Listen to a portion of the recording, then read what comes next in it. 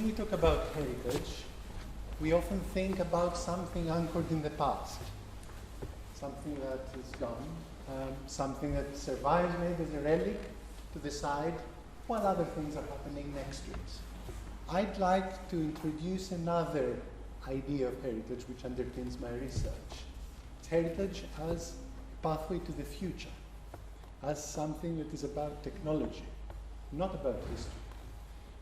And I think this has a very special significance when we're talking about cities, because cities are not, good cities and good urban environments are not the creations of a laboratory.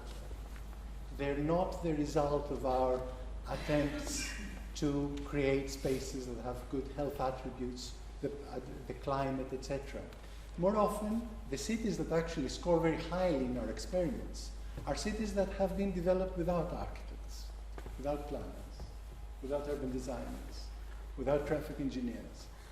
They have been developed in centuries, built around the scale, the human scale, and we are still discovering, more and more research that's been carried out discovers the merits of those spaces, how well defined their spaces are, how compact the cities are, how they can function without mechanical means of transportation, how ecological and sustainable they are.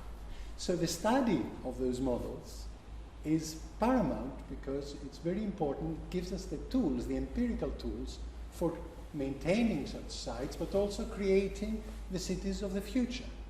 So in this respect, the study of heritage helps us to underpin the structural principles that are needed for our future.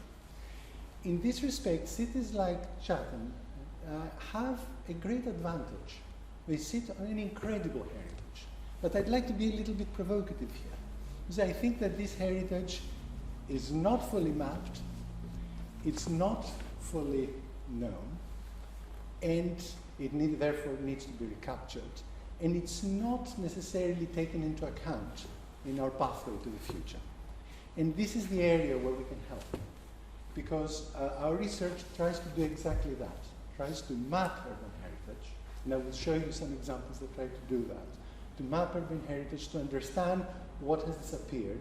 They try to recapture it physically, visually, and in order to better study it, and they're trying those projects to actually find, in what we've recaptured, to find those principles that can underpin proper future development.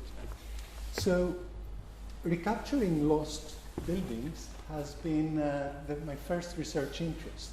And I was not interested in providing just a plausible model for how a building that was lost may have looked like, but I just scrutinized the evidence as much as possible in order to create new evidence, to provide new evidence that helped recapture some stunning spaces, some stunning churches. These are some of the earliest spotted churches built around the 6th century in the area that today is Western Turkey, Western Asia Minor.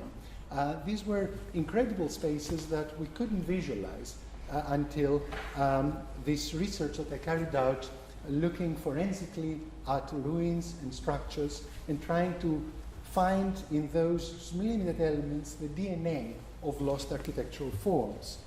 But very soon I extended this kind of research into lost urban environments, and one that makes us approach a little bit the conditions we have here is the lost river port of Rome. Very few people know that Rome had, one of its gateways was a riverine gateway, and the city was entered through the river Tiber. Today it's very difficult to tell because the city has built flood defenses that have erased all traces of this port, which used to look like this. It was a city that didn't turn its back on the river, but it was open to the river and benefited from the river. So I examined a wide range of clues, ranging from unpublished sketches of the 17th century that are preserved in archives, to examination of maps, and an exploration of buildings that have survived in the field in order to reconstruct this lost river port, this lost riverine gateway in several phases of its development. Here is one of the very earliest phases of its development in the beginning of the 16th century. You see a city with an urban space that is directly open to the river. It's offering stunning views. It has ramps and stairs that help to address the fluctuating level of the river, which is tidal. It has floods, and it has public buildings. It has this timeless quality that make an excellent riverine space. But my research is not looking at a frozen moment in time, but it looks at the transformation of this space. So how different interests appropriate it, and what is the impact of the space itself? How new players come into the urban scene and appropriate part of this space and change completely the way the city interacts with the river. So this was the project, and of course it's relevant to Chatham, might seem difficult to assess until we come to consider Turner's beautiful view of this river port that I reconstructed in one of its last phases, when it was fronted by this very big hospice institution of San Michele that you see here. So this is a painting by Turner, who is standing on top of the Aventine and looking down at the port, merging the buildings with the water and their reflections beautifully, just 5 years after he did this, which also shows another riverine gateway that is very near us, also seen from Star Hill. There, in both cases, there is a couple discussing in the bottom right corner, and they're next to the shade of a tree, and they're looking down at the riverfront of Chatham Intra, which also the buildings blend with the water through the reflection in exactly the same way. The similarity can't have been lost to the painter, and I think he was onto something. What he was onto was the discovery of something that no longer exists.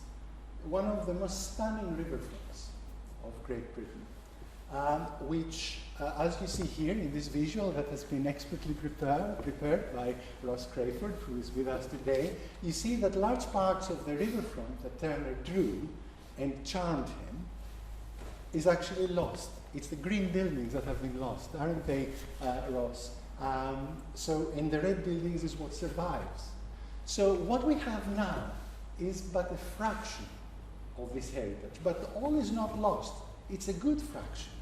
It's a fraction that we have two choices. It gives us two choices. One, to completely disregard it and build around it, and the other is to see it as a missing fragment that helps to recapture the rest, in the same way as I tried to do in these buildings that I showed you. From some bricks, you can actually tell how the whole structure looked. The same applies to the city. There are enough bricks here to recapture the entire lost urban forms, which was one of the most enviable, one of the most beautiful in Britain. However, that's not a given. It takes a lot of work, and we have all the tools to do this kind of reconstruction. But why do it? Just to put a nice visual in a museum, just to create some kind of virtual reality tools that help see it? Yes, these are possibilities, but I think there is bigger potential in this knowledge. This can inform how we move forward. In this visual also by Ross Crayford, you see a proposal for Gray's Inn Garage in the center of the high street of Chatham Intra. In red outline, you see the buildings that were proposed, and the background is the map of the area as Turner experienced it. And you see that this area had a series of streets that had specific geometric characteristics that led and connected the city to the river. That's completely lost in the new development, which is completely oblivious to the normative and the typological conditions, which were related to spaces which were extremely well defined, and they were very well connected with the river. By placing the buildings far apart and increasing the build scale, we lose these characteristics. Now, using heritage as a pathway for better development is not something that is difficult if you can map this heritage, and that's where we can help you. We can help you map this heritage so that you can use it. And an example of how successful this can be is the project in King's Cross, which despite its very, very large scale in density, has received very, very good assessment, favorable assessment, because of the way in which it integrated buildings like the granary or the coal drops yard in the urban frame of the city, and how it managed to reconnect the canal with the urban frame of the city. Heritage can actually give us keys in urban design that we can use in order to recapture what worked in this lost riverine city. It also helps us understanding of the urban frame of the city and its normative and typological conditions can help us establish the basis for its new development. And that's another aspect of my research. This is, of course, the new development many of you are familiar with by Guy Holloway, which includes buildings that break radically with those normative and typological conditions of Chatham, especially Chatham Intra, the historic center of Chatham, and nearby Rochester. They introduce a scale of urban spaces, a scale of building, and an amount of modular repetition that is not found in the surrounding area. And of course, the argument in support of such proposals is usually the fact that we need to move on. We shouldn't be static, anchored in the past, but every period should contribute something new. I found this very interesting, this argument, and I tried to actually find its theoretical foundations in the way the cities have developed. So I created a toolkit. The idea was to help local communities and planning departments assess this argument and try to see if they can find an evidence-based approach to the problem of new design in the historic environment. So my visuals were meant to encode, if you like, to create models of a given urban environment, in this particular case Canterbury, and this was commissioned by Canterbury Society. So a model that could be used to test different development proposals. This model, of course, was expressed in 3D, as this axonometrical showed you, but we also tested different ideas in streetscapes that were investigated frontally in these elevations, and we looked at the impact on modern buildings, on the normative and typological conditions, what makes buildings blend in and what makes them stand out. And we were astonished to find that what makes buildings stand out is not their age. We found that Georgian buildings sit very nicely next to Tudor buildings, which sit very nicely to early medieval buildings. But there are some specific design decisions that make a building stand out, and it's possible to actually innovate without disrupting the tone and quality of the urban environment. So in this respect is another way how heritage and a better understanding, a better mapping of heritage can actually lead to more informed decisions in the future. You just need the keys, and this toolkit we've created is there for you should you need it, should you require it. We've used it in Canterbury with Canterbury Society, and more recently, after the request of the new Folkestone Society, we've used it in Folkestone last November, and now there is interest by Folkestone Council and the Planning Department to use it as a basis for the new design code that I know you have currently in preparation. So once again, we can use this understanding of urban structure and architectural form and architectural history in order to inform this study. Thank you.